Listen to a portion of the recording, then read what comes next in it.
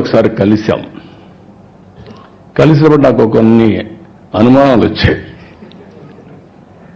Active లైఫ్లో ఉన్నారు, all of A sudden retired life మారుగా హ్యాపీగా ఉన్నారు, ఎట్లా స్పెండ్ చేస్తున్నారు మీ టైము అని అడిగాను. ఎందుకంటే ఇప్పుడు నాకు కూడా ఆ పరిస్థితి వస్తే ఇప్పటి నుంచే ప్రిపేర్ కావాలి కాబట్టి. ఆయన ఒకటే చెప్పాడు,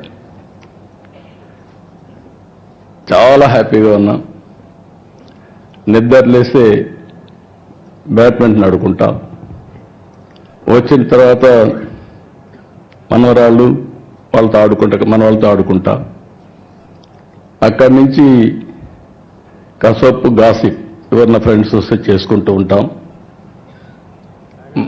మళ్ళా ప్యాక్ ఆటకు పోతాడు,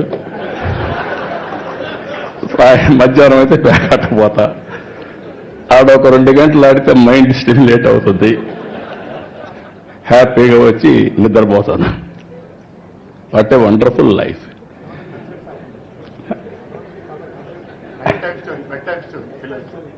పిల్లలకి అది కూడా చెప్పాడు, నేను మర్చిపోయాను.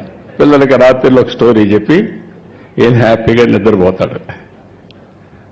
అదే మాదిరిగా ఫ్రెండ్స్తో కలిసి విదేశాల్లో తిరగడం ప్రారంభించాను.